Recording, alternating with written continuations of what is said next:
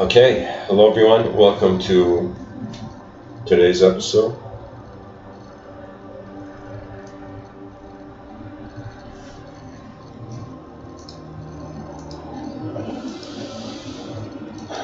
The focus is on parallels between the yogic mind, and I've set the cyberspace era, but what minds would look like in cyberspace. You see, we have unique statements in our world, such as history repeats itself. Or as the scholar Terence McKenna says,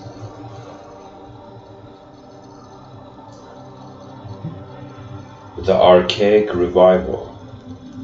That means it's as if things are going to phases, as if certain things that happen on the surface of the planet are like dolphins, that they jump, like they're underneath water, then they jump out, and then go back into the water, then jump out. And so this archaic revival is a suggestion of patterns of behavior, a way of living in the past resurfacing. So I feel that something strange has happened in our modern time, and that is that we have listened to the analytical philosopher, and we have put aside abstraction that does not correlate to exact experimental empirical evidence, exact reality, you know.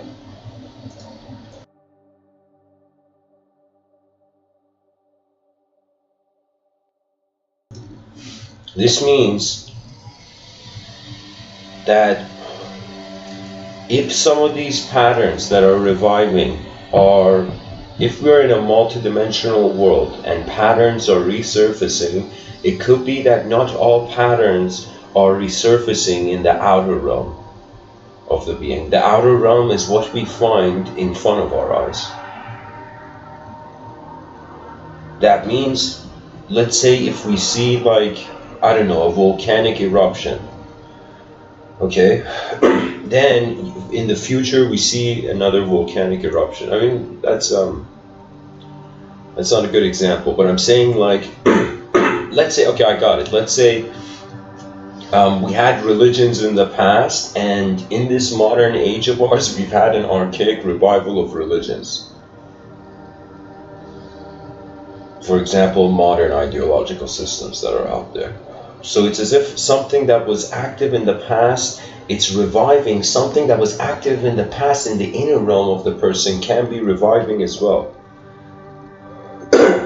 So anyways, this idea of the archaic revival, this idea of history repeats itself, it's suggesting that something that was there before is going to arrive. And I feel what is lost to our modern culture was the teachings of the mystics. So what it is that there was this complex wealth for a multidimensional world. Like, it's mind-boggling how many parts of the world they have entertained, and they have their own ideological circle of metaphysics. That means you can find, just like how somebody did a documentary on heavy metal, and they found so many different kinds of heavy metal in the world. Like, I personally don't listen to a lot of heavy metal, but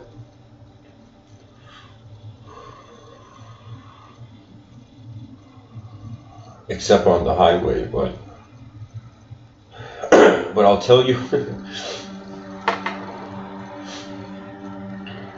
it's like, just like there's different ways of playing an instrument. I mean, that metaphor makes it complex, but I'm just saying there's different kinds of metaphysics around the world. There's different ways that in different parts of the world they have considered a narrative. I wouldn't say a pseudo-narrative, because everything that is in the potential state is pseudo. That means someone who hasn't, like, changed the flat tire, that believes they're going to change the flat tire of their car, that's like, you know, and it's going to make an atheist angry, you know. So, believing things before we do them, pretty much. It seems to be a modern error. But so many things, if we don't have the belief, if somebody knocks on the door of like the front house of the person, like the person has to have faith to open the door. Do you know that means you don't know what is behind the door until you open it? And if states of mind and being are similar, then that kind of explains the whole faith dimension in a lot of embodied narratives.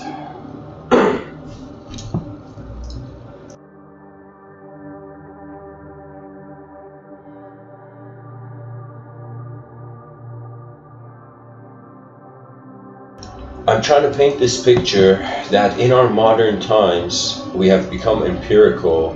The eyes have become the king of the world, not just the king of the senses. The eyes are like, it's like the eyes speak louder than the mouth when it comes to truth.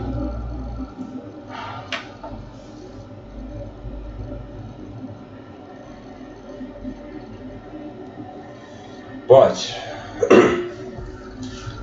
this avoiding of the multidimensional is an error, and it's the same mistake. That means secular society is making the same mistake as religious societies by not entertaining the validity of the multidimensional. That means when you go to a religious, this is my experience, of course, I'm just one person speaking in a world so big, but in my view, spirituality has been orphaned by various ideological systems. In religious community, you talk about the metaphysical, the multidimensional, they're like, it's the secret of God. How dare you say, whisper blasphemy, In the secular society, we wonder about the multidimensional. It's like, how dare you say anything that's not in front of me right now?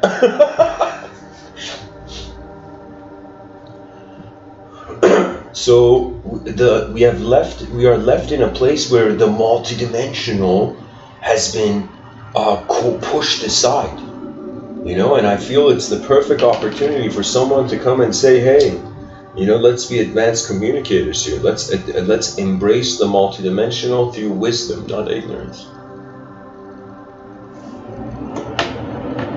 Friedrich Nietzsche said,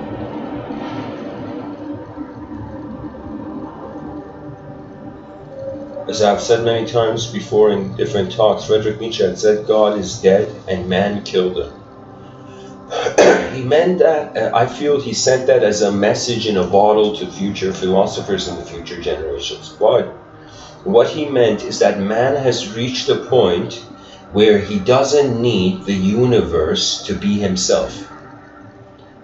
That's what it means. Because the idea of one universal will, that means really what it is it's like both are abstractions, one from the inside of a sphere, one from outside of a sphere. So the idea that God is dead and man killed him means man reached a point where he realized it's not man that is God made, it is God that is man made. And so Western society moved to that direction. Now, there's something important. The moment we said it's not God-made, the moment we put aside the potential for higher dimensional personality, we began having to be left with the visible.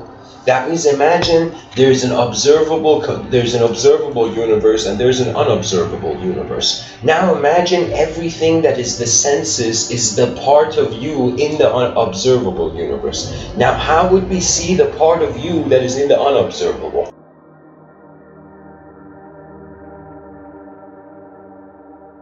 That means how do we find out that a tree has roots? Imagine the first person who saw a tree and didn't see a tree like have the roots, like the trunk was right in the dirt or something.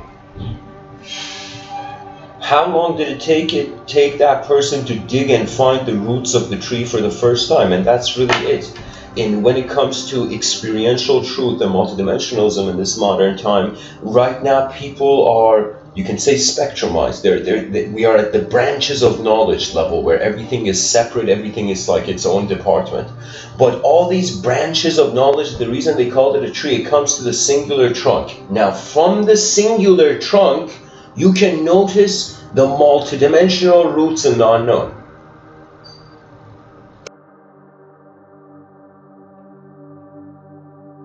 Shamanism 101. Study the inseparability of the individual activity in the moment with the collective activity, with the cosmic activity.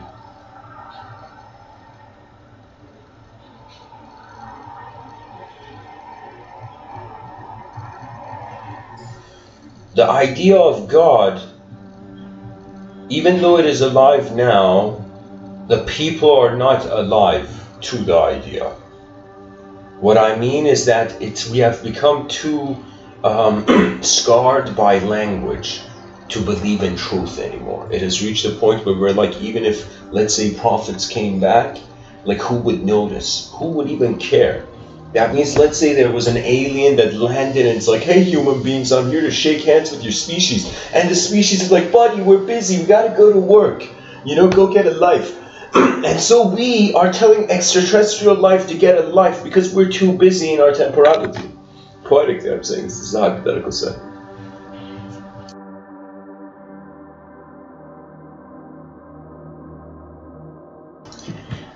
We pushed aside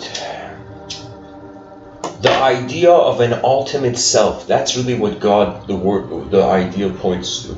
There's a sense of self that's ultimate, as if a person was like, where do people come from? People. Where does the universe come from? A person, a personality. Like that wasn't too much of a leap, you know? That could have been a very subconscious revelation, you know? But anyways, the whole point is that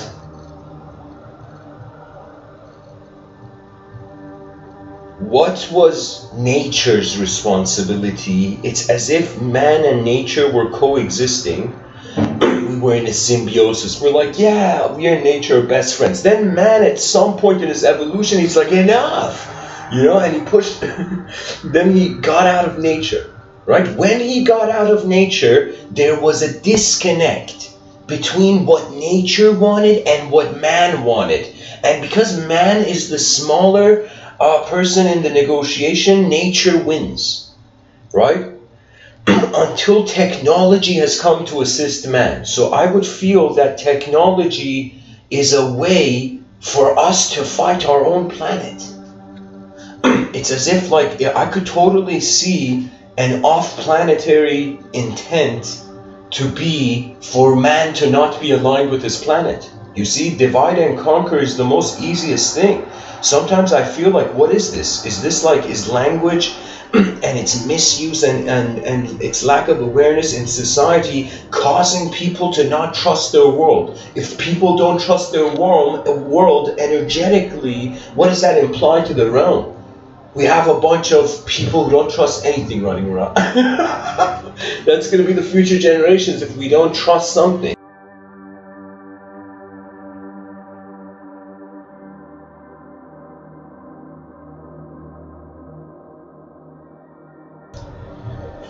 So,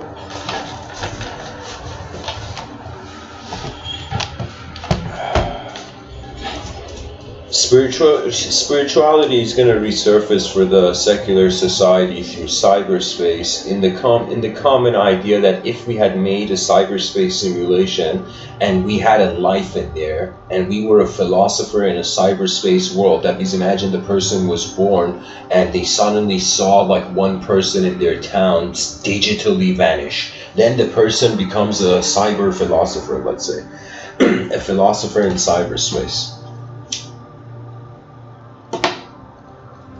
I don't know, let's call it Philo-Cyberspacia or something, I don't know.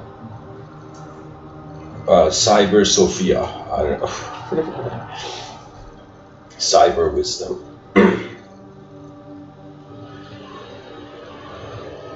Anyways, if we were born in a digital cyberspace simulation and we had no idea that there was something more, but we had seen a glitch in the system, that would be enough for us to question the position of selfhood. That means imagine what you would have to do inside a digital computer simulation, but you were born in it, imagine, and you had no idea that this was a cyberspace simulation. You just had seen a glitch in the realm. So it would be as much complex. So the mystics were doing the same thing. I'm not even joking. The yogis, all the wise men of the world have been trying to do the same thing. They have wondered about the limits of experience in existence and beyond existence, the two positions we're left with. That means some human beings on this planet, they will be knownists. They will go towards the knownism. That means for them, knowing something is real, right? But for some people, what is real, that means when we know something in a landscape so unknown, how could the known just be real? The known is our reality. You know, in the same way that we don't fear like we're destroying our planet. We're destroying our own habitat on the planet. The planet will stay around much longer than we will.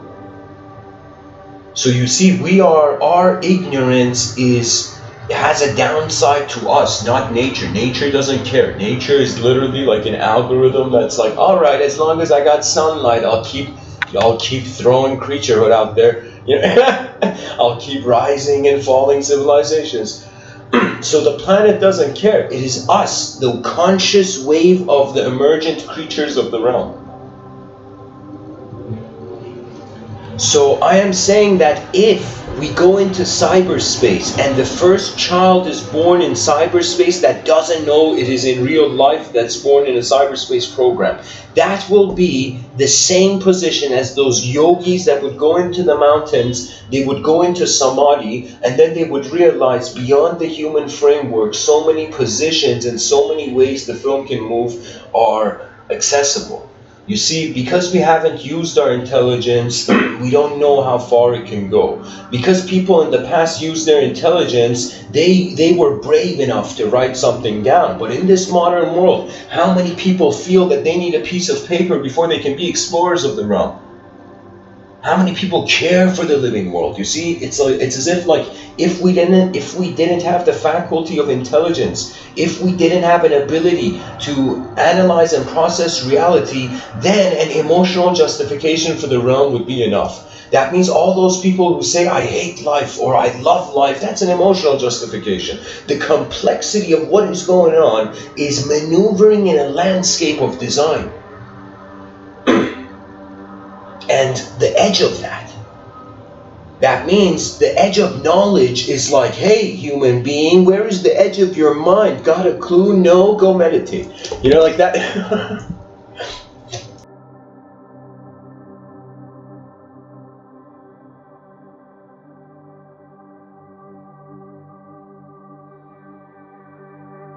The interesting thing about other parallels we can find between cyberspace and yoga, which is pretty much the effort of this episode, is that in yoga, the word yoga means union. It means union of the individual object with the collective subject, but the collective is not a subject, it's an experience. That's the trick to it. So that means people who are philosophically, they say this in yoga, 50% philosophy, 50% practical, or what are you doing? You know? So there is something where in the outer realm certain chess moves require to be made, and in the inner realm certain rhythms need to be trusted.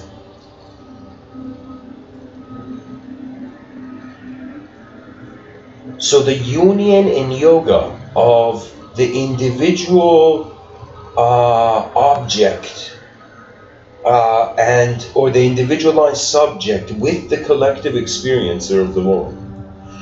So yoga means you don't become God, you realize God is being. It's kind of closer to Spinoza's God, where Baruch Spinoza, where Spinoza, his God was not an ideological God, it was literally the emergence. Do you know, it was what was happening. For me, I call this realm the great happening. In one talk, the grand happening, the grand happening, I gave a talk on it. And what it is that ultimately it's an event. It's an event where the known variables are being interpreted and gravity's killing phones, Jesus Christ.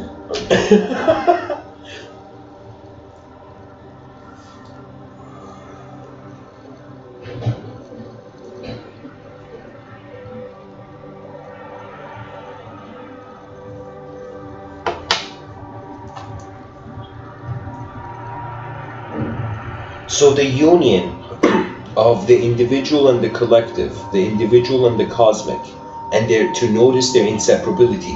That will be the same way if we were in a cyberspace simulation and we're like, yo, is there more to life than this program?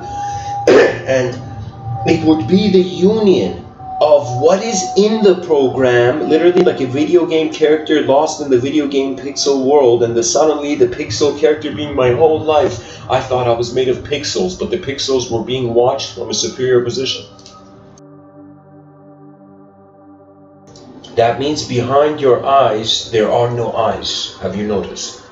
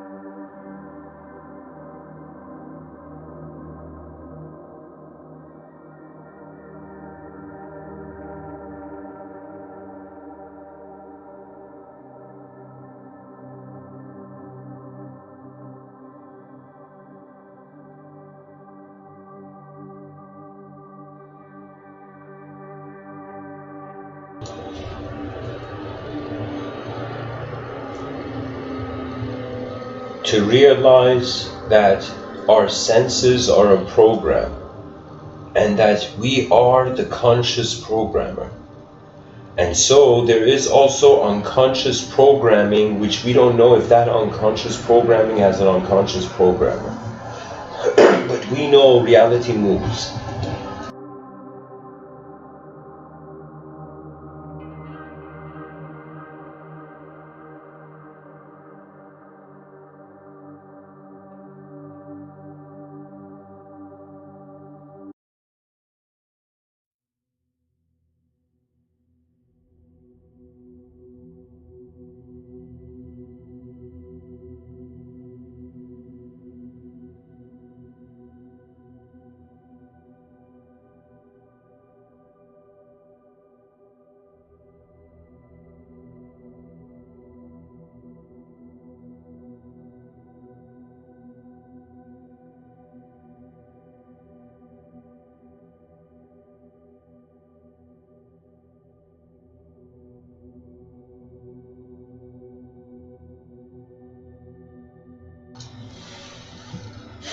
Our mind is the multidimensional phenomenon generator.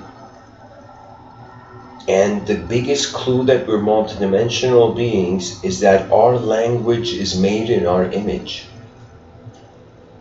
That means, check this out, language is made in man's image. That means before any sort of revelation could occur, even from any religious context, there had to be the positioning of language. So there was first language, then there was the usage of language, or the unique revelation of language.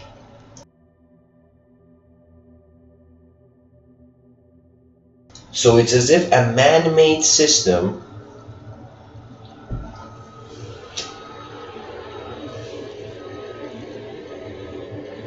was moved around by a non-man-made system. You see, it's as if like what was there before even religious notions of reality, there was idol worship. That means before it was like right now, people, they're looking for like ideological systems or lenses to look through at life. But back then it was like people were looking for objects, like a diamond in the sunlight was like a divine being to them maybe, or was like a holy god, right?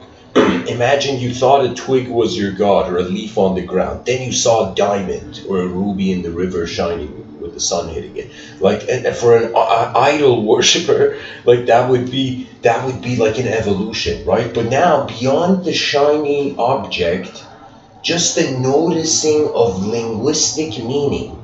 That means we got to realize our ancestors, we got to give them a break, because to discriminate between imagination and reality when we don't even know what reality is, and back then they definitely didn't know what reality was. So the discrimination between is very complex. And when I say back in the day they didn't know what reality was, I'm saying that when you go further back in time, man didn't have a relationship with his own mind where he could say, I have thoughts. Like, that's a modern development.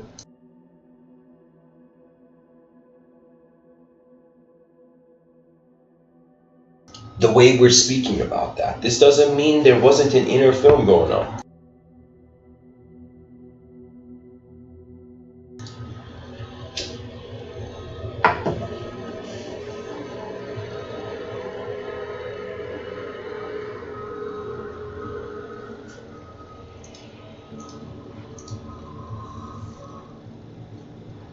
This means that experience is older than language. And language is a way where we separate experiences from one another. But experience as an energetic event is singular. That means when I think about myself as an energetic being, I'm oneness all the way. I've been oneness from the beginning. I mean, like, energy doesn't have a face.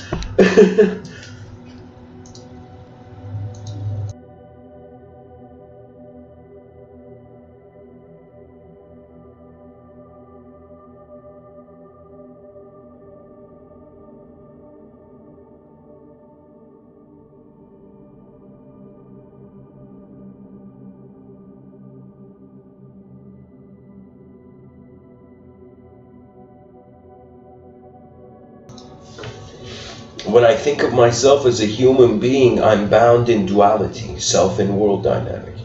When I think about myself moving faster than the speed of light, I am technically the same level of inconceivability as infinity.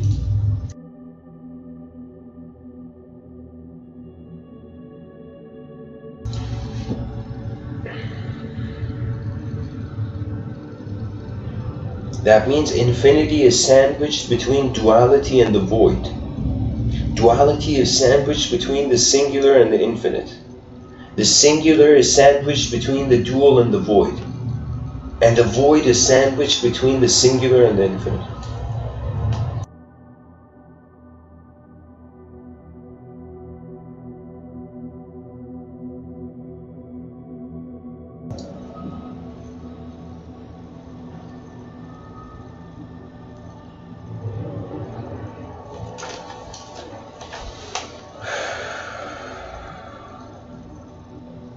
It's as if the body is the outline of a coloring book and the mind is what is coloring it in. And the mind recently has found the ability to also draw lines alongside the outlines that nature has drawn.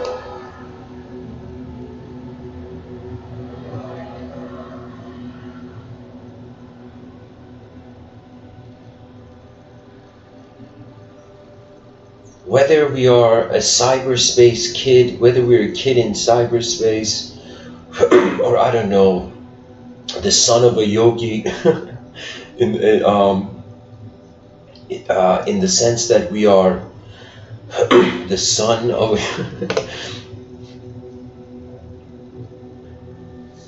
I feel that language is the prototype for cyberspace. Language is a sort of cyberspace before cyberspace. Or dreams. Oh my God. There was a poet named Attar. In one of his writings, he wrote something so profound. He said, how many jewels and secret wisdoms are hidden in your dreams? Like actual dreams.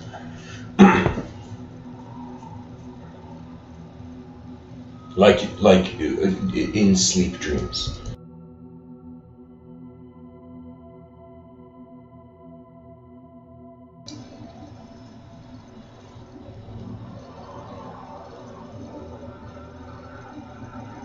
And so we brought into the outer realms the recognition that the inner film is linguistic, so we translated like literally an inner movie into symbols and language. Now the issue is, we think we are living at a time where we feel we are the language. So the only thing that can happen is everybody realizing their attention is the director and their body, your mind is the director, like a film director, and your body is the actor. And the director always can watch the actor. I can't tell you in how many moments of my life where I couldn't do anything, or I was in a situation where I was like, okay, what now? I have just become like the director, just watching the performance. That means some people, let's say you watch let's say my favorite footballer is Ronaldinho.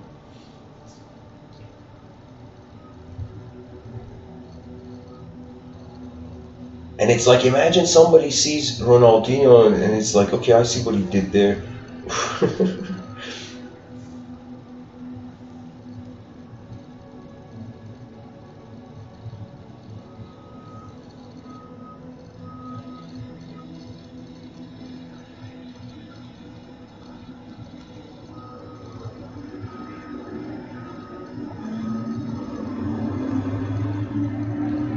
It's like, how can I explain the interpretation of the creatively unknown?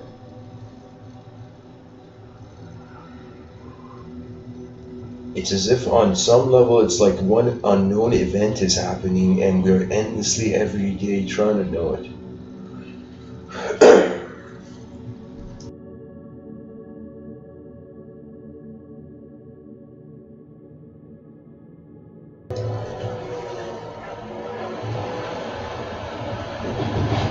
We can fathom what waking up from cyberspace would be like. It would be like waking up like how we are now, right? So if we made a cyberspace simulation and there was a child who woke up to where we were right now, who had made the cyberspace simulation, it would be as it would be as if it would be nothing new. So I feel waking up from this reality will be nothing new. That means a two-dimensional being fearing life and death is going to suddenly realize from a three-dimensional view there is no novelty to that event in time.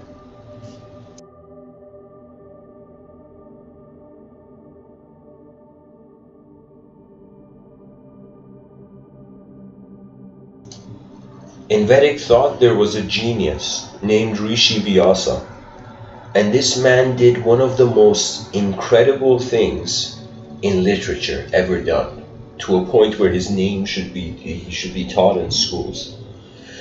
He, in the Mahabharata, made the narrator of the universe, of that written universe, time. Time is that which sees all. Time conquers everything. That means every person can show off. Nobody can show off like how time does. How time just goes forth. They say time heals everything, but it's not that time heals everything. Time changes you before you can get healed. You know, there's a type of healing where it's like Iron Man inside his Iron Man suit, and the Iron Man suit is damaged, and he's like, how do I heal this? You know? And then there is like Tony Stark being like, okay, let me get out of the Iron Man suit, and he actually comes outside of the Iron Man suit and looks at that Iron Man suit. That means just, I think Tony Stark, superhero story compared to all the other characters in what was it, like Avengers and whatnot. Like, just the idea that power created by self can be updated by self. That means Thor, his power was based on if Odin gave him a timeout or not. But Tony Stark, his power was self-generated. And I really feel there's no such thing as an intelligent person. There is just intelligence active. And it's active in so many different ways. That means there's no person, it's like Einstein said that if you judge a fish by its ability, what was it? If you judge a fish by its ability to walk, the fish, the fish will go its whole life thinking it's stupid or something. Or I don't know if it was, if you judge a fish by its ability to fly, the fish will go its whole life thinking it's stupid. That means there's no such thing. That means the stupidest thing in this reality is the word stupidity. Because if the only way it can be measured is if the reality was a snapshot. If there were no changing variables to the intelligence. That means more and more through language we're becoming like transformers. We see something, we can update. That means it's not just machines learning from human beings and becoming advanced. Human beings are looking at machine life and we're becoming advanced similarly. It's as if we need a multidimensional language for technology, but we need a singular language for nature.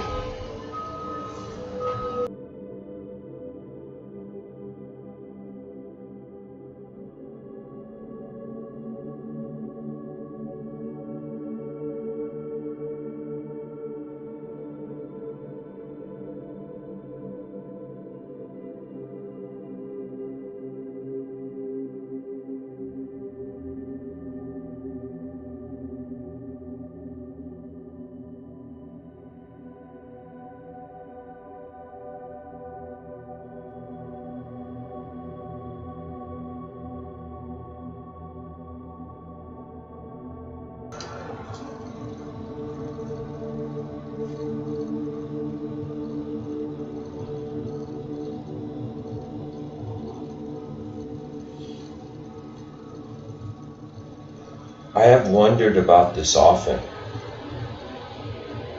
that when I think about my own transition out of this plane of existence, I wonder about what was it all about. You know, that's the biggest thing in life. That's the ultimate question. This is why there was some person in history, I forget the guy's name, some notable person, where he said there will come the dawn of like philosophers in society. And you can totally see why, because people are caring for truth again, but not a truth that can be sold to them.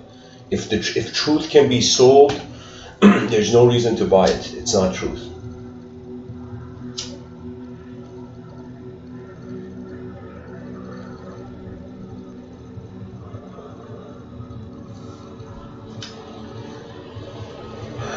We wake up from a two-dimensional illusion to a three-dimensional truth. The three-dimensional truth is a three-dimensional illusion to a fourth-dimensional truth. The fourth-dimensional truth is a fourth-dimensional illusion to the fifth-dimensional truth. If there's 0.01 chance that there's an infinite way of things going on.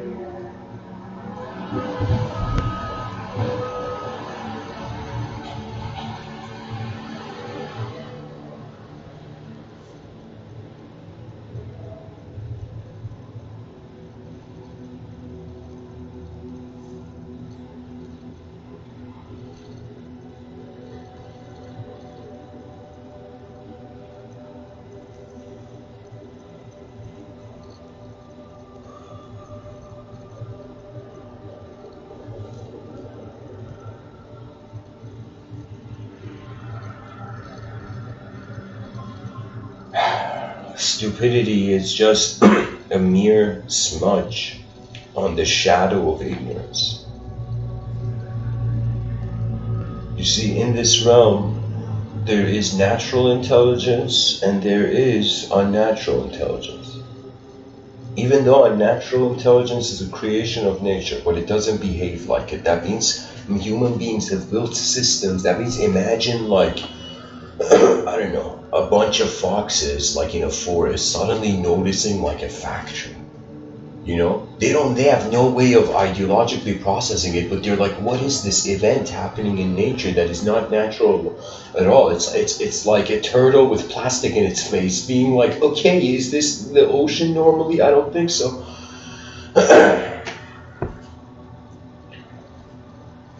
So guys, my attention has come to the chat section. In the chat section, first of all, welcome and good morning, everyone.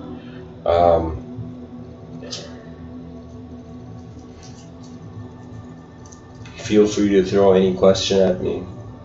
Also, the harder the question it is, the more it will train me.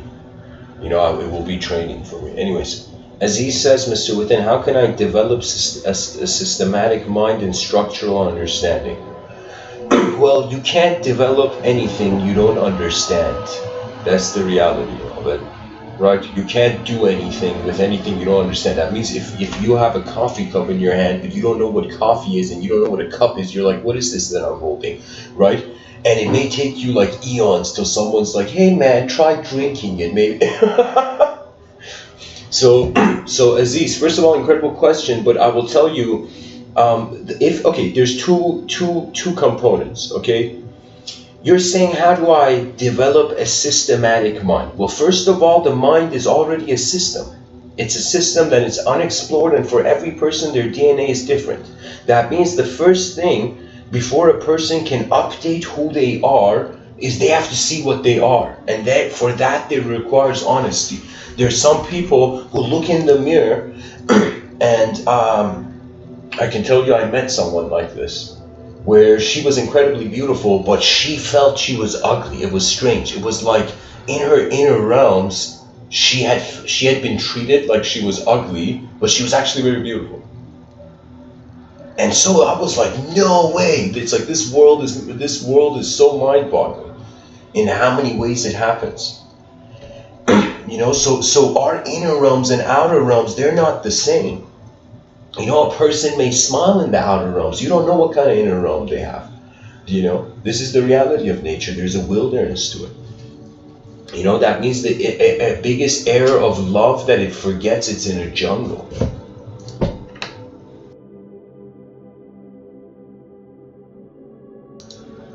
So Aziz, I would say, first of all, wonder what kind of system you're in.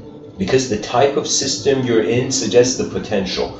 Everything has structure. So if you want a structural understanding, you have to, for a moment, put away your emotion. Right now you say, how can I develop a systematic mind?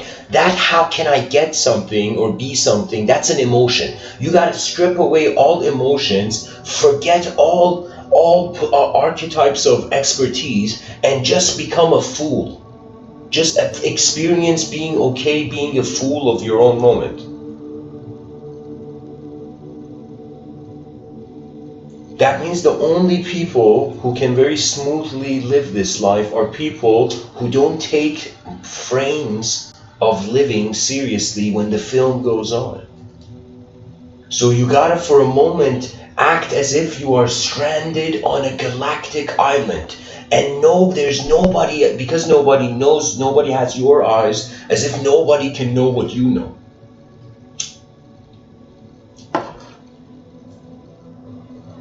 So wonder about the system you're in and wonder about what the mind means, and don't go on any exploration if you have fear. If fear is like not tying your shoelaces and running. Like it's in an instant it could have been resolved and then you could have ran, you know. I would say you gotta find a question that is beyond you, something that's important in life. For me, it was like, I don't know who I am, I don't know what this whole system of life is, and it made me care to do something, like, I don't know, talk about it. So your question, you see, I speak as a in mind. I'm a designer at heart.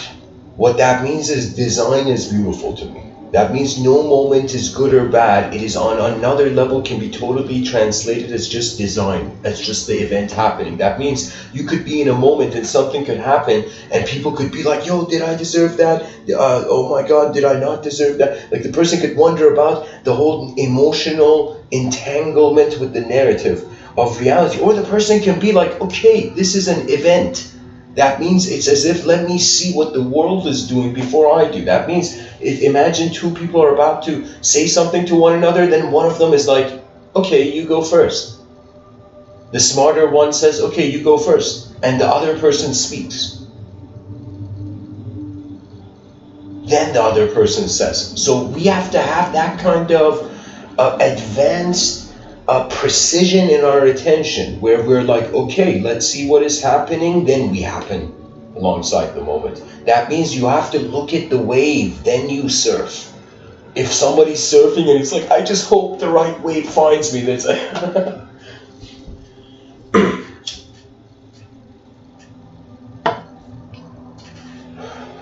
So anyways, that's my response to you, Aziz. You gotta wonder about how you are in a system with a structure. If you can understand that, then you can totally understand the other. There's a trick, something I honestly feel I was blessed. When I was in middle school, I had a math teacher. And this math teacher shared a story that was just so next level. And he said that when he was in Iran, they have, what do you call it? They have this very hardcore exam. My background's from Iran, by the way. They have this hardcore like entrance exam to universities, and for, I don't know, based on the field you want to go. So for this person, it was physics. For this math teacher, Mr. Tehrani, it was physics. And what he said to me was that he had an exam and he hadn't studied for it, and literally he had gotten himself distracted for the most important exam of his life, a physics exam. So he decided to stay up all night to cram, and stay up all night, and instead of going over everything, he decided, I don't have time, let me go see what the hardest question on this exam is, right? So he spent the whole night mastering solving the hardest question, that there wasn't everything that was relevant to it. So he attempted the hardest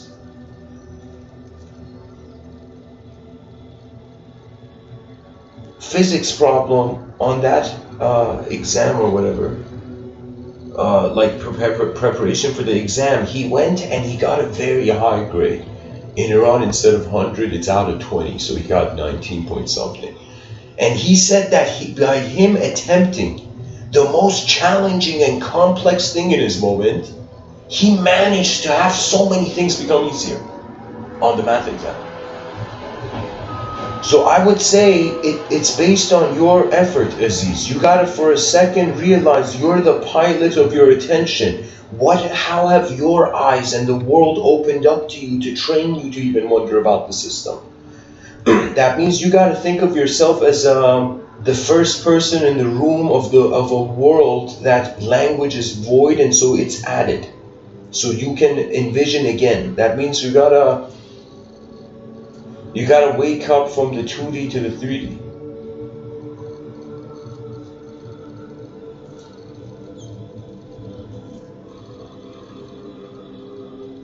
And you know, this picture I've chosen, it's an incredible picture.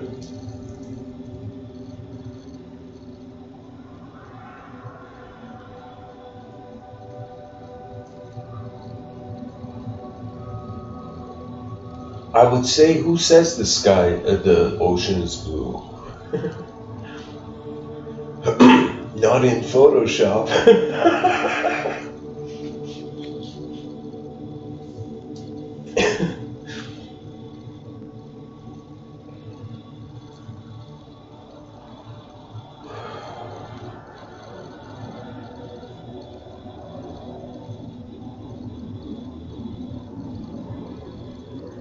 Our mind paves the potential of the realm of objects we find ourselves. By the nature of being multidimensional, we do not have to hide to this fact. We have built again a civilization for it to be normal to be one person all the time. You see? But if the evolution, if the technology, they say, is exponentially accelerating, exponentially evolving, that means how can our psychologies be the same if the world is speeding up? Right? And if our identities are based on information, as more and more information comes, the more and more things there are to feel separate from. Right? So man has to stand beyond his own limitations, really. We have to become the watchers of humanity. Every person, every human being, as if deep down their heart is a guardian of the species. Before we become guardians of the galaxy. And master such dance moves, Star-Lord dance moves, we have to, in some sense, become guardians of the species, and then guardians of the planet. That means it's as if, and they say, it's like, oh man, okay, let me not get into this, I'll say it. There is very incredible parallels in how cyberspace is going to literally be the archaic revival of mystical realization beyond the ideological realm. In Vedanta, they called it Antarloka. All the idea of spirit, angels, demons, elves, all kinds of mythological characters and lore and all of this. To the yogi, this was Antarloka. This was the in-between realm between us and a realm where we are space, where it's like semi-divine beings reside, In other talks I've gone into this, but it's a bit heavy for now. You see, what can be said, really realistically, when I think about it, what can a human being say to another human being aside from point? Language is literally painting our inner realm and the outer realms, And if the painter is not honestly painting their communication, then their communication can't be advanced. It has to constantly revert back to the point where the dishonesty began. That means there's something where people say, there's some people on this planet, they have smiles. They smile all the time for no reason. They don't even know. They personally even don't know they're smiling. But there's one thing they know, perhaps,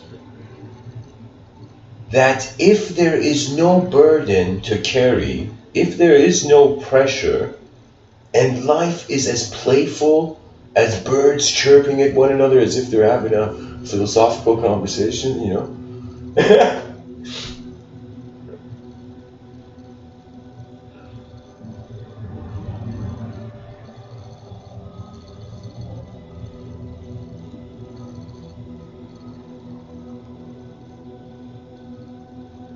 We are becoming masters of an attention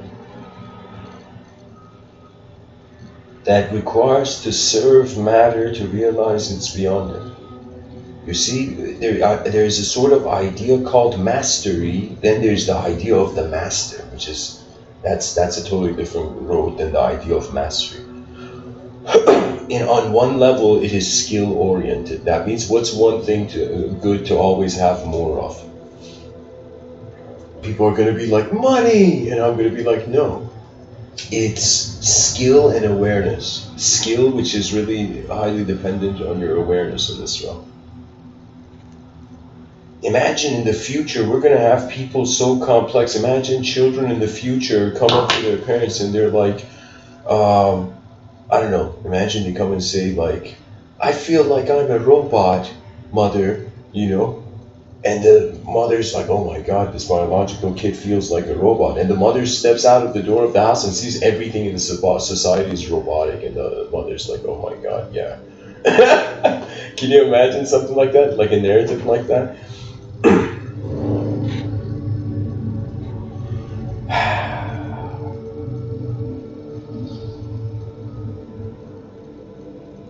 if the advanced communicators of this modern era dare to roar, dare to communicate, I feel that the more we become sensitive to how our communication is defining our moments, and that we are multidimensional, unknown observers of different ways the known moment can be. I don't know, the unknown gives you the freedom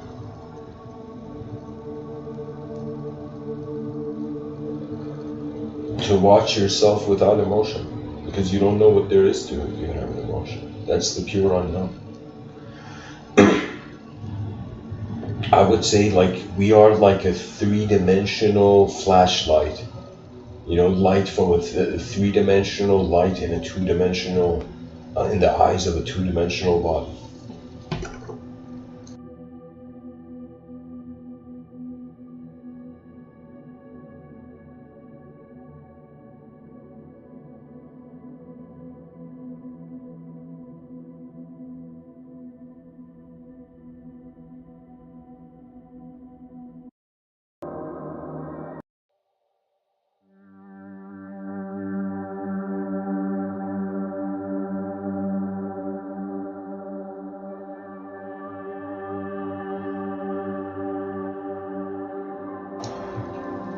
In my inner realms, an incredible vision arose, where I saw the idea of the school of Athens, where it was a place where if philosophers from back in the day would come from different parts of the world, and they would have the most fascinating level of discussion and dialogue on the planet, literally. And it was so fascinating, where back in the day, even kids in the town, you know, were like in Athens, were like, yo, you know, let's go here, listen to these philosophers talk, as if like it's a new 3D movie that's come out, you know. You know. So I saw the idea of the school of Athens, and then the idea of Gladiator is one of my favorite movies, and the idea of the Colosseum. And I wondered that what we can get going on this planet is zones of advanced communication, where it's not just that we are helping people. It's just this idea that when the person asks themselves what kind of health do I deserve, everybody likes an advanced health. But when we ask what kind of civilization do you deserve, like if you ask yourself, then the reality is different.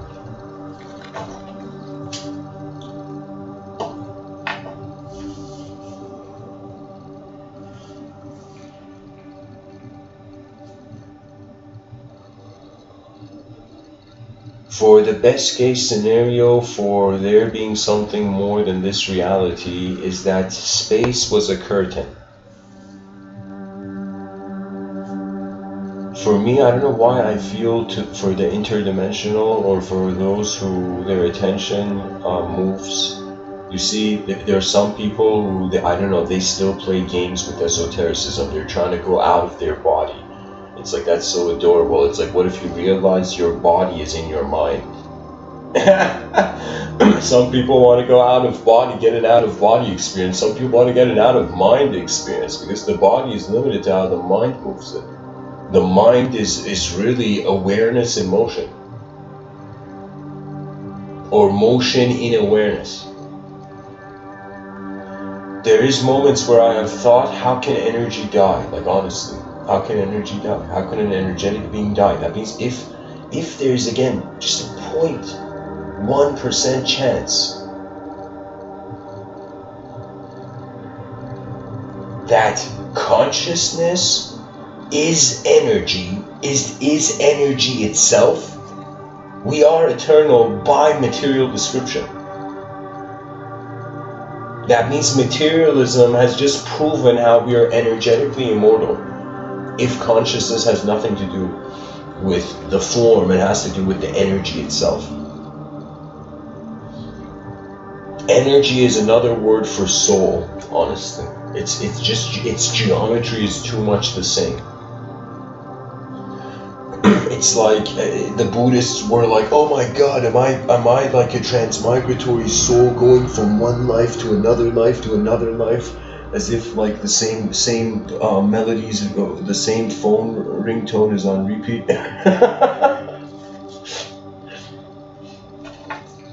And the scientist was like, okay, everything has energy, and this energy can't die, so it changes from form to form.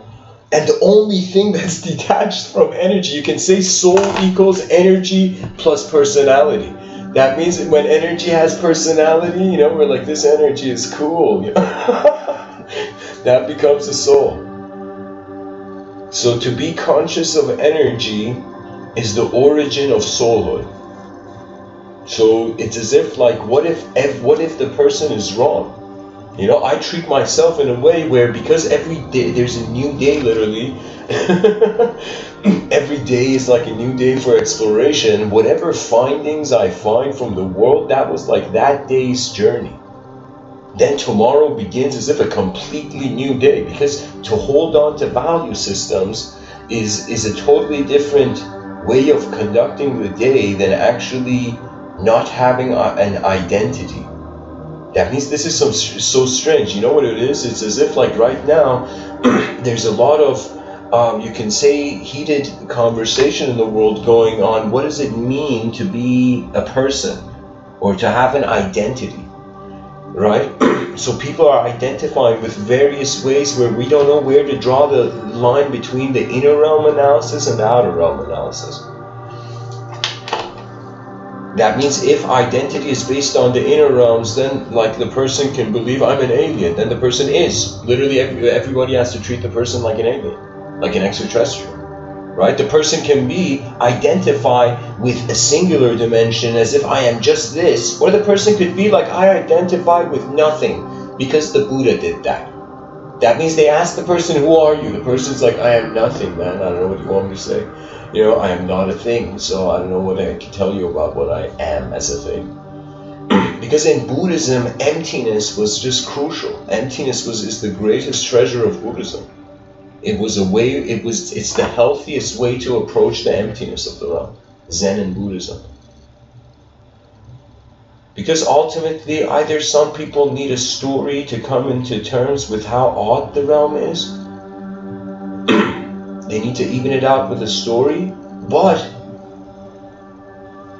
in this modern era, we can have incredibly advanced communicators by seeing patterns. That means that access to information is way more. That means my ancestors, when I look back in history, before the digital globalization effort, what was going on? They were literally limited to their environment. The person they would go to one town, they would find the book, they'd be like, no way, a book. You know, they would read that book, then they'd go on horseback, like, I don't know, like 14 days on a journey to go to another town to see if there was another book there, you know? So it could be something where we don't realize the convenience. When I look at the past, of course I feel smarter. When I look at the future, I'm the fool. We all are. And there's nothing wrong with that, you know, because we want the future to be more advanced than us. That means you can say dictators are jealous of the greater potential future of humanity. That means if the person doesn't have the tolerance to live in a collective system, they will never experience the potential of the collective system. Bees have better management techniques than our species does. Like honestly, insects have like, you know, way superior management of like you know. And honestly, I know this. I give talks sometimes outside. When I get the chance and it's not freezing cold. And there's I've had often times where like I had a cup of coffee and these bees would endlessly come to it, where it had gone to a point where whenever the bee would come to the coffee and it was about to land, I would just blow, right? But then I found a technique where if you just move your finger, right, in the same way the bee is moving, the bee suddenly doesn't understand it and freaks out. But the idea is that whatever the person does, the bee follows its instincts. It doesn't have a judgment. The bee can't feel bad about what it does. It can't feel good about what it does, but because it just has to do something, the beehive is made instantly. We human beings have emotions on our own activations in society. That means if we weren't emotional, that means imagine the species was like, all right guys, let's say we found a way to turn off human emotions, right? We were like, we found some sort of wave generating thing or whatever.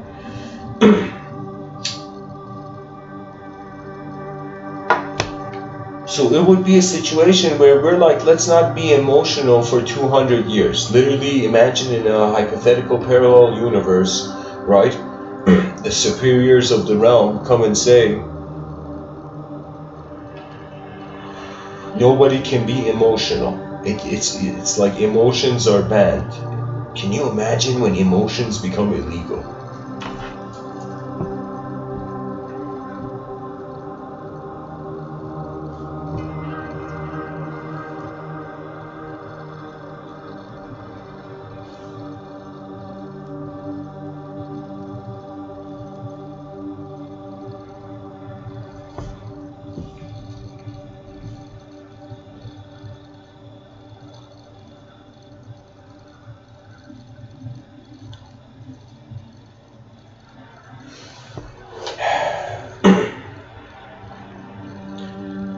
When we don't have emotions, it would just be implementation of whatever strategy we had before the emotions were turned off.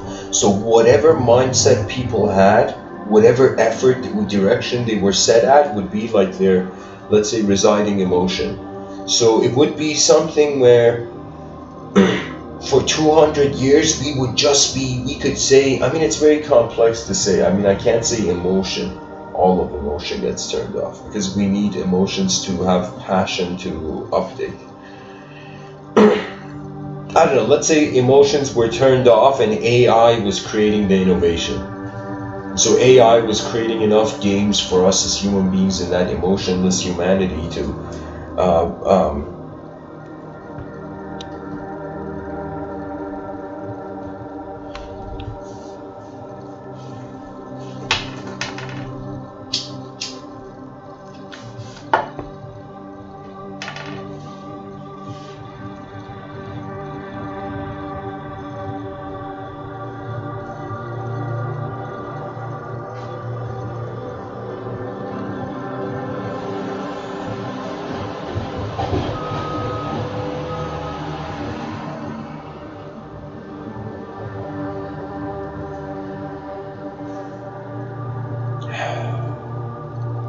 sorry guys, this idea is like, I don't know how to paint it. I just see a realm where human beings don't have emotions. Creativity is in an Orwellian way fed to the people. And because of that, people are left to just focusing on design. That means right now we are so emotional as creatures. We have come to an emotionally abundant. Even if it's sadness, even if it's happiness, it's not one, it's like a more complex type of sadness and happiness. That means like a person getting sad about something in a farm, in the outskirts of town, compared to someone at the center, like in the busiest part of town, getting sad at something. Those are not two types of the same sadness. One has an incredible intensity, the other has a very deep weight. Do you know?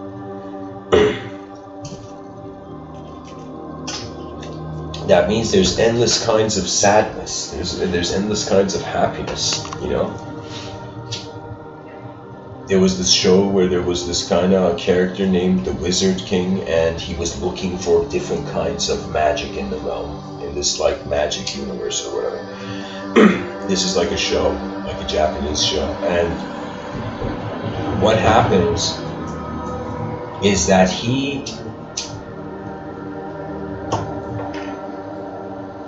is trying to find the newest magic.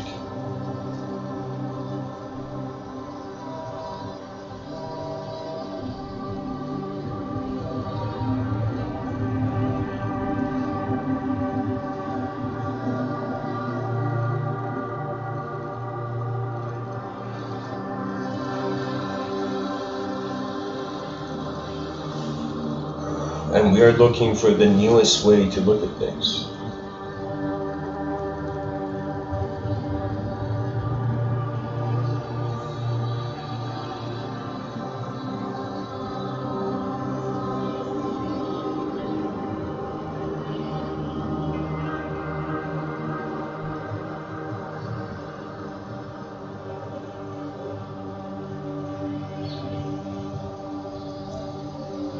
From the era of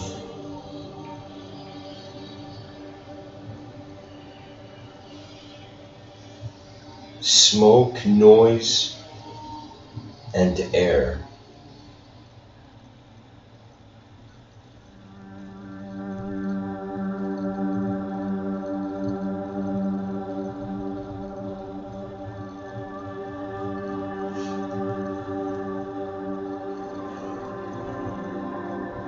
we move on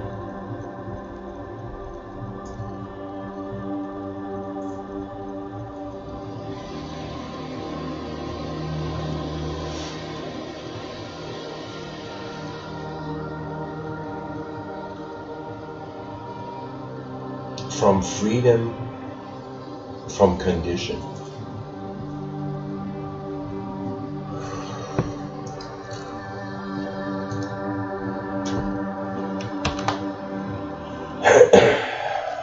I don't know, guys. Where can I go with this? Emotions become illegal. Human beings become design focused. Right now we're emotional.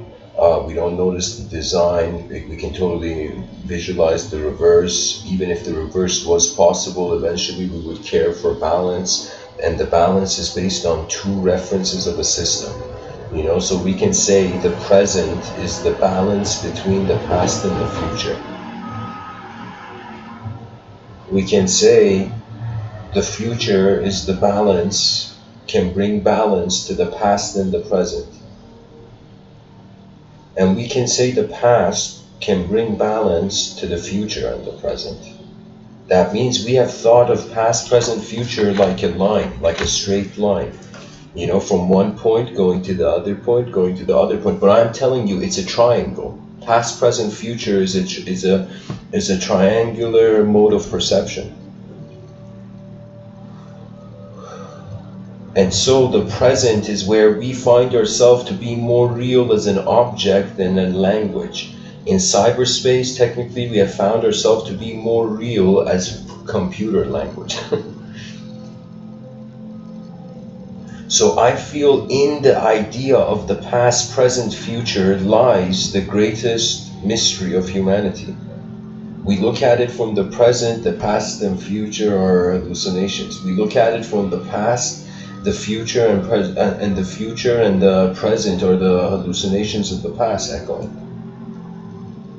We look at the future, it is the hallucination of the past and the present. It perfectly explains it. Past, present, future is a triangle. Who knew?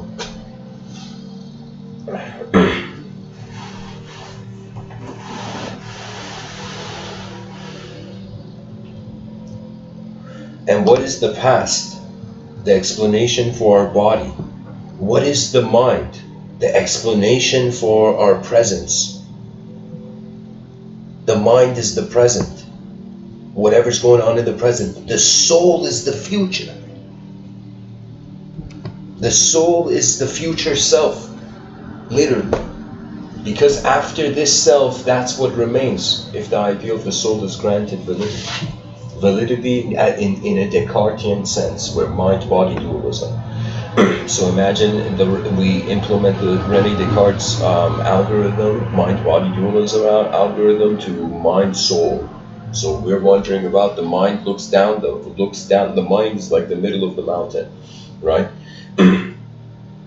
So the mind is the middle of the mountain. It looks down, sees the body, looks up, sees the soul. Can you imagine the person's, back in the day in metaphysical, like, I don't know, cultures, the child of the shaman was like, do I have a soul, father? And the shaman was like, yes, son, you do. And so does nature, don't forget that. Yeah. Then the son would say, where can I find my soul? And the father's going to be like, no way, you just asked that question. It's like, that's such a next level. The father's going to be proud. You know, that's shamanic father pride, right? And the father says, it's very easy. You want to find your soul, look all around you. When you have noticed all of life being all of life, you have befriended divinity. That's where you can say inner sword and shield are dropped. Then the person without any attachment to an ideological system dwells in the realm. Now what happens there? It doesn't mean the person is not the person lives with a consciousness that is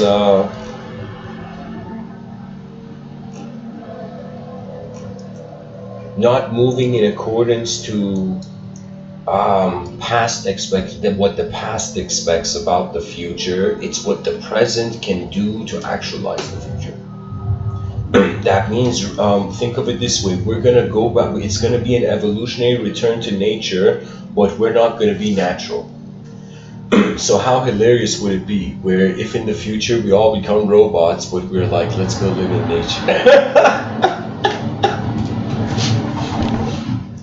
Robots living in nature, you know, hugging trees, isn't that beautiful? You know, the failure of humanity.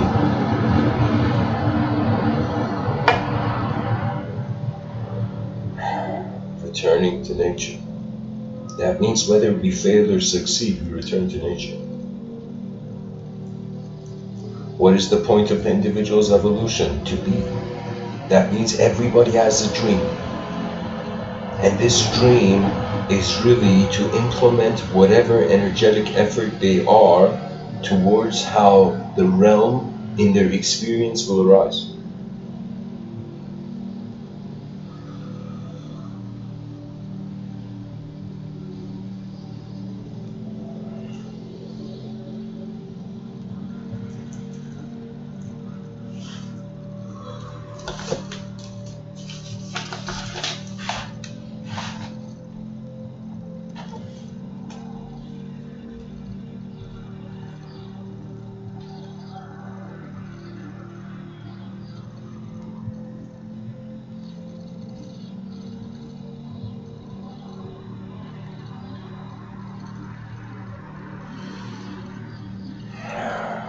What can we do? Language breaks things. I should say breaks things. Language is a technology that divides and then makes sense of things. It's as if like it's as if like we couldn't understand the atom as it was. We couldn't accept the atom as it was, right? We were like, okay, we gotta break this. We broke the atom. We found subatomic particles and we're like, yo, this isn't enough. Let's break it again. Pah! We broke it. You know, we karate chopped the subatomic particles. We found quarks. Then we karate chopped the quarks. Then we went to a realm of theoretical physics where we're like, okay, could it be that the mathematics began theoretically being superior? That means what really I find theoretical physics are left doing is they are literally trying to compare the mathematical possibility. It's mathematical language compared to empirical based language. That means it's as if like we can say mathematics is superstition. What if we start doing that? What if we say numbers are superstition? We're like, does a number exist? We're like, no, number is a concept. Wait a minute. The idea of everything that comes can be a concept, right? So you see, language, the best thing we can do is teach it about our humanity. That means the greatest achievement in life is not power. It is just experiencing, actually living as a human being while you can. I don't see any greater thing than nature can command from us. That means like the basic purpose of life. You're an evolutionary update, see what that's about. But aside from that, if you have satisfied the individuals living, then contribute to something more, you know. You see, the idea of society is even a bad, I don't want to say it's a bad idea, but it's an idea that makes the members of society slowly over time not become responsible for the society. That means sometimes I feel like it's like this discord between the citizen and the nation itself is as if the confusion of like what should the other side do for me, or what should I do for the other side. So there is like any issues arise in a multidimensional system where living beings can only survive through symbiosis. That means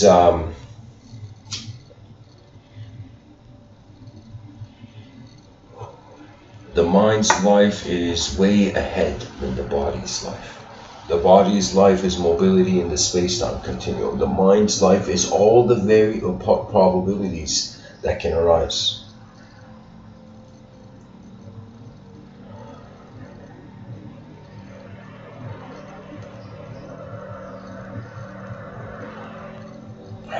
Anyways, guys, a quick, I guess, overview of this episode.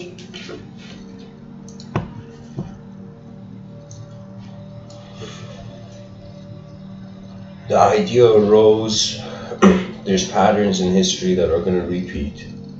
The idea arose that the idea of God was pushed away and the secular individual became the God of their own moment. There was no God, there was the person was the free will, became the God of the moment. As far as the individual mover, individual being is concerned. So God was pushed aside into the subconscious, into our unconscious. The idea became less relevant, but now the idea is still there, because when man sees an archetype of power, it's as if your mind gets exposed to a dimension where, what do you have to do with that? So we forgot God. We forgot the potential for animate, intelligent, universal activity, whether personalized or whatever, you know.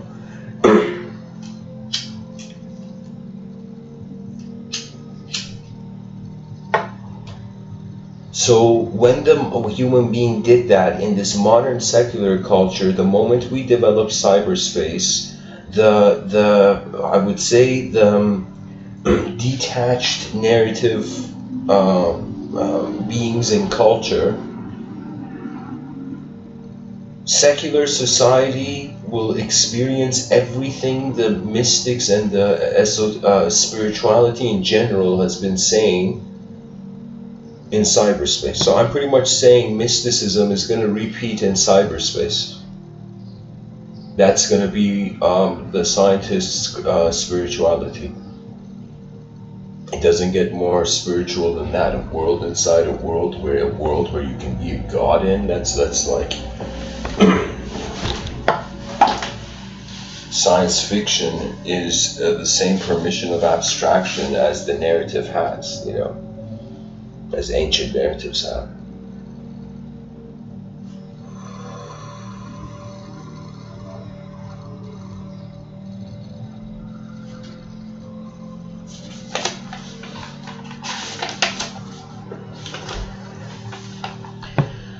In yoga, let's say Swami Krishnananda said religion is God remembering himself.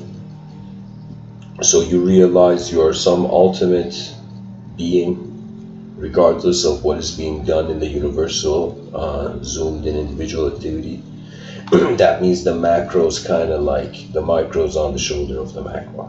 And so the macro, when it comes to animate unknown intelligence, in one way for the personality it's unconscious, but to the universal it is again union.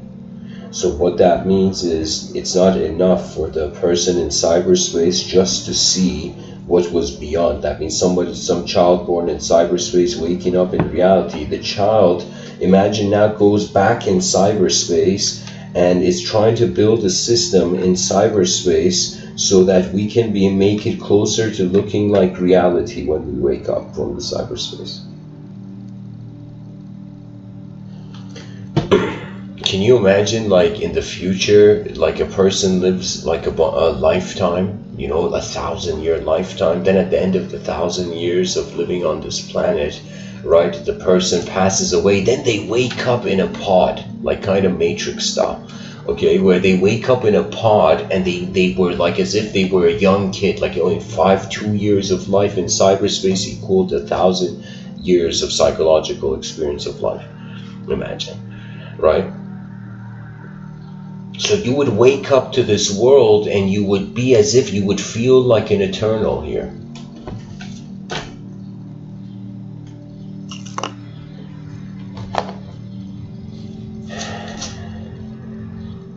And the biggest thing is, there are some pillars to civilization that must be preserved. I'm just going to say this.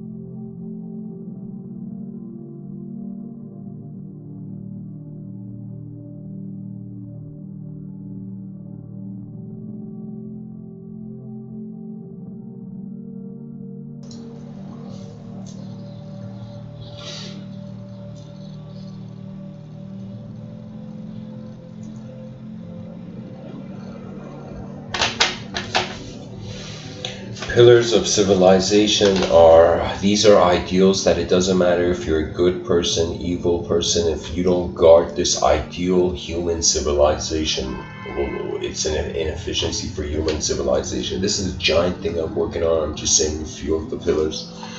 One of the pillars is the unknown. One of the pillars is love. One of the pillars are efficiency. These are qualities. These are ways the moment can be or move. You can say hate is a type of energy. You can say love is a type of energy, you know. And we say that when a person is in a state of love, they have a totally different neurological activation than they have when they're in a state of hate. So it's as if the way the neurology activates its energy, it's as if our brain is an instrument, and when the person is in love, it's giving off beautiful music, it's in tune, the melody's proper, right? When it's in hate, it's as if like, you know, totally off sounds, like, you know, I don't want to say Scottish bagpipes because those can be played well, but, you know,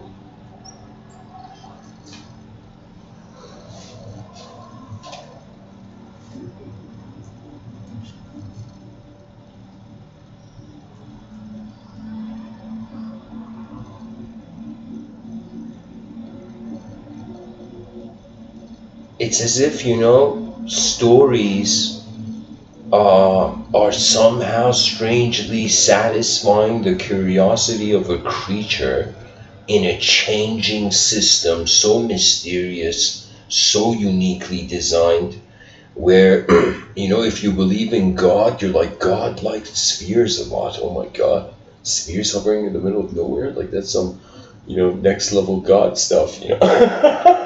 You know, and from another angle, you look at it as a human being, it's even scarier, right? At least from the religious angle, there's a hidden truth that's the ultimate guiding hand. There's an invisible, just like in economics, we have the invisible hand. It's as if in religion, there's the divine. The divine is the invisible hand. You know, so in the person who goes towards the religious mentality, they strangely, through a unique linguistic display, trust the universal event, right? I have seen people who they have been in my, just personally, okay, I'll share this. Okay, there was an event where I had to take my grandmother to the hospital in an emergency.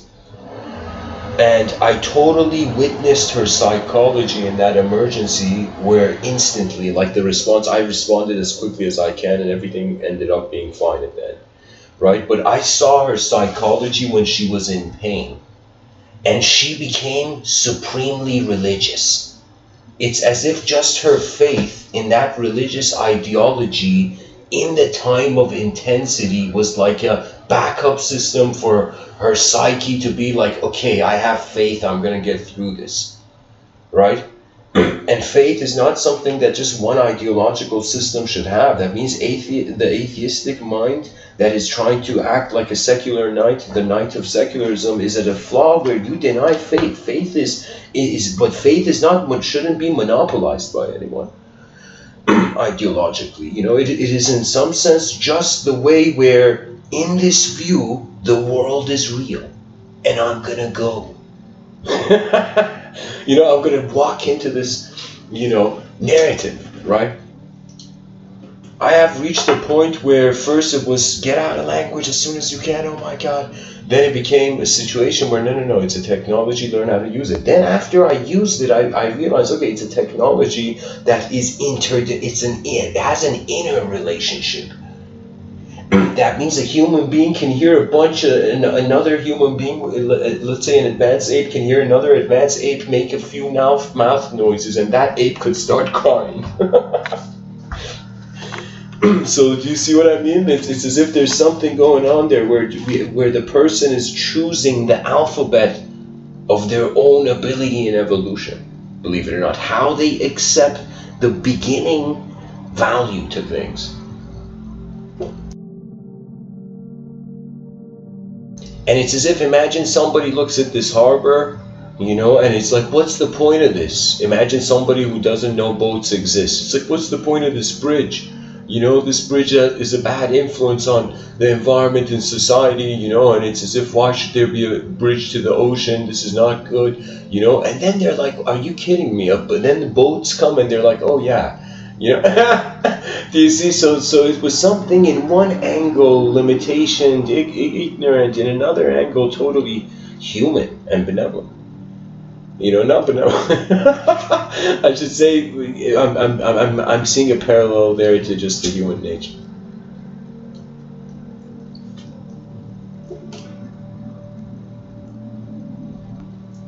And the yogic mind is not alone. Shamanism and Native American metaphysics, which in modern society, where I see, especially on YouTube nowadays, it's as if the psychedelic mind has arose. And this psychedelic mind means that human beings are using outer realm techniques to realize what is going on in the realm, and inner realm techniques, right? And for the inner realm techniques, there is the requirement of a reference, where we have a reference like an airport, a major airport, where we call this the sober state, where human psychology is not being interfered with any sort of chemical. You know, momentum or whatnot. So what that means is, it's as if it's you see everything through multidimensional eyes can exist, and it can be managed. That means managers of any company or anywhere, like you are literally a multidimensional being. You're seeing different dimensions moving in rhythm, you know, in tune.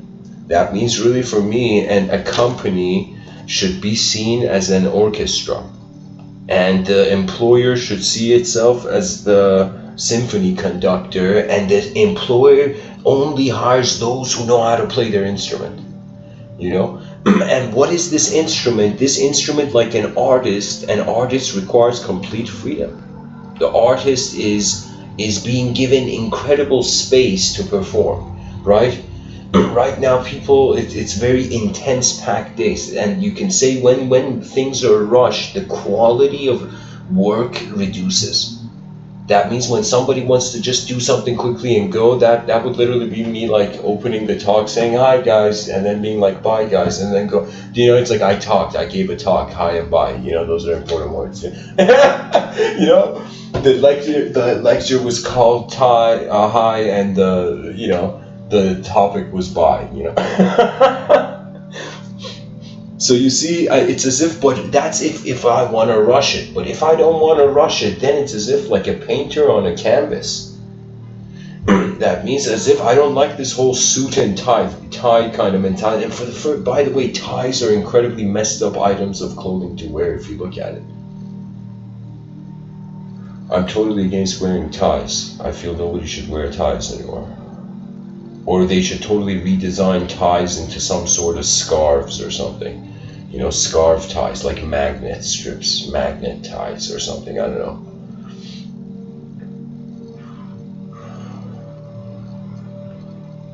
But definitely not a cloth around the neck of the person, you know what I mean? Like, I understand ties look good, but it's like when the idea is stupid, it's like, what can you do? And a lot of people may be straightening their ties right now for work, being like, what the fuck, man? But I'll tell you, you know, it's like tie your tie in a way where it's not a tie, at least, you know.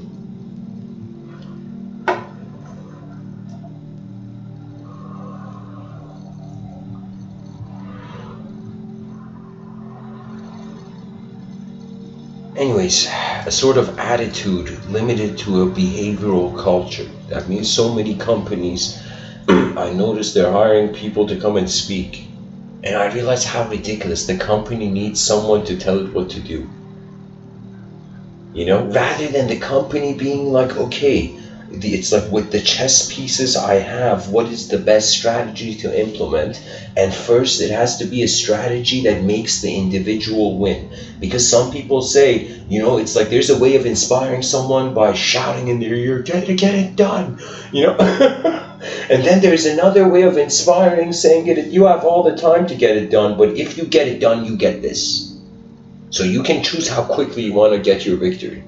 You see, that means a system where the person can never lose, but only they can be victorious more and more, right? People will instantly enter that system. But a system where the person can lose instantly is not valuable, right?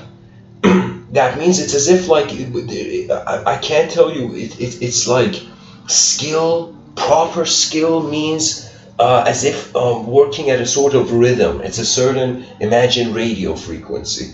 So the person goes and sits down and wants to do a certain work, they got to get into that radio frequency, right? Now, if the radio frequency for the work requires precision, they can't be rushed, right? But in this world, we have sacrificed efficient precision, you know, for just, I don't know, mass production. Great, you know?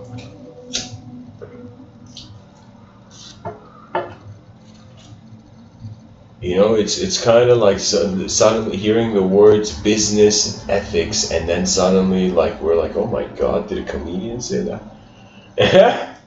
So really, it's as if anything that is not adding more. That means, can you imagine? We created a civilization, an economical sector with some sort of new wind of reform, and in this economical system, nobody could, alongside nobody losing, it's as if the person would be way more when they entered the system, when they leave, than being less. Right now, it's a kind of take mentality, something which was really chaotic. I learned from my grandfather.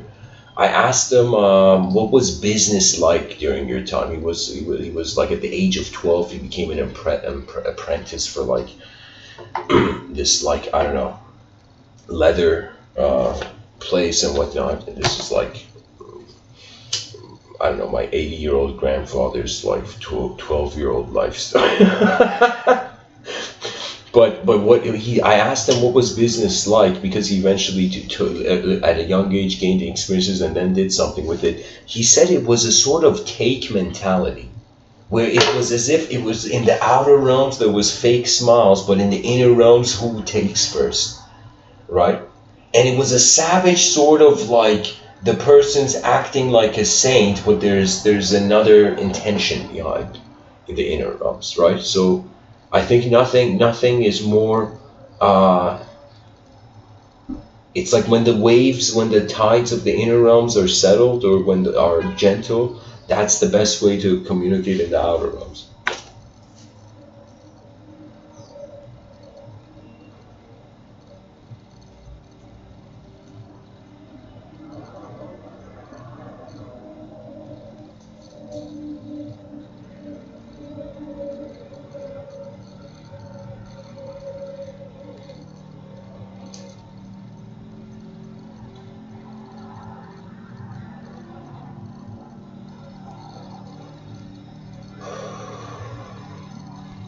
So many ways the world can move, yet language is still leading us, you know. It's a unique time. I feel, I don't know, I don't feel alone in this, but I feel like the voice of the it's like the roar of the continental philosophers is gonna be heard soon.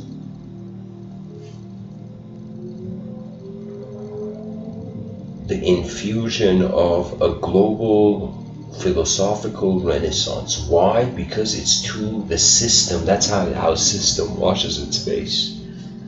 We look at the world from multiple ways, and there's nothing wrong with that, because the more multidimensionally we understand the world, the more grateful we become for the singular.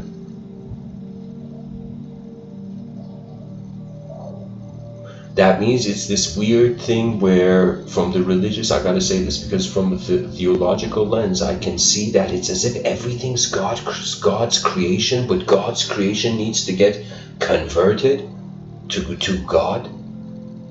That means in the religious view, it's as if God's in the room. Man is the vision, is the imagination of God, in a sense.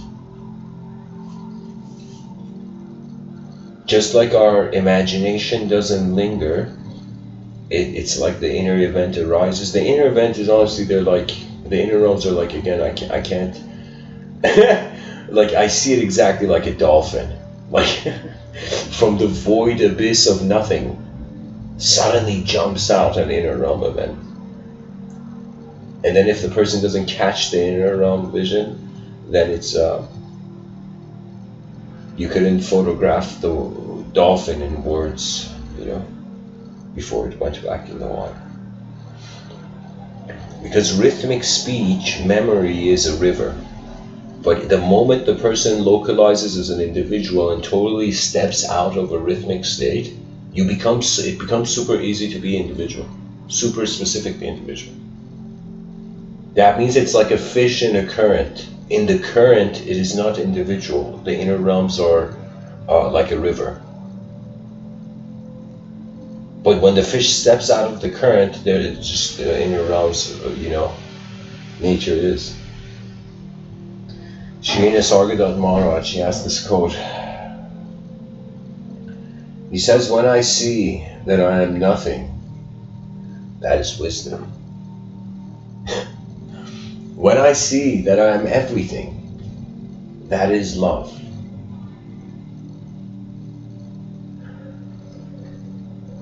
And in between,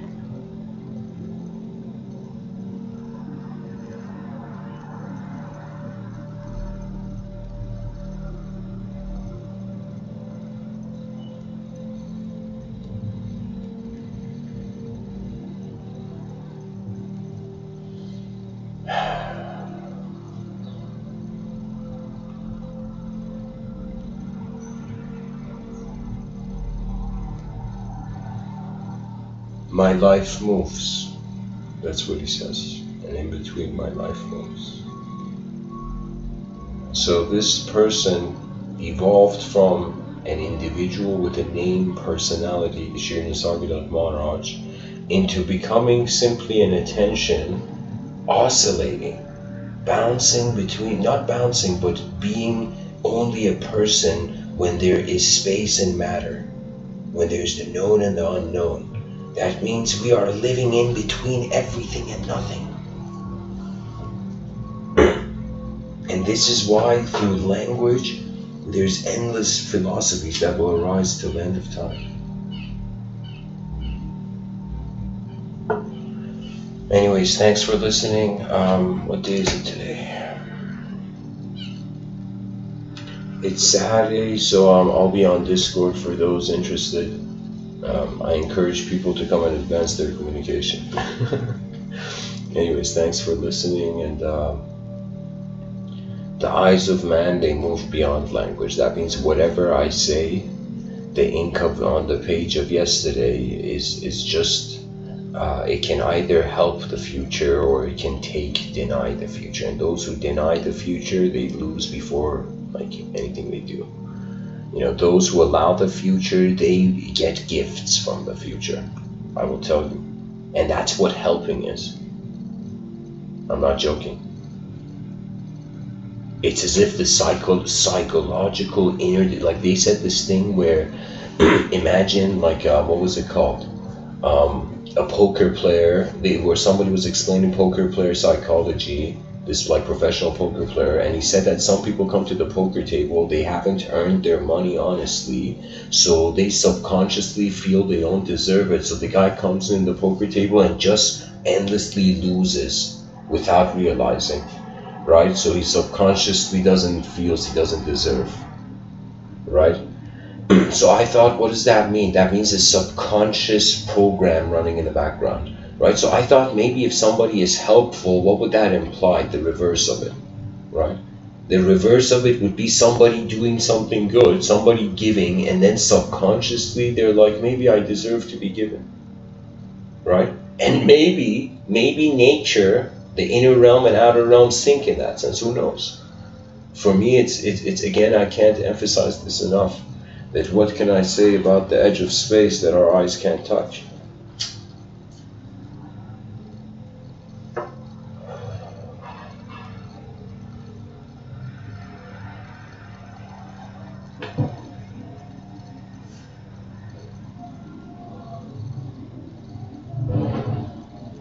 Beyond the sky, our eyes are their own heavens. Thanks for listening. Namaste.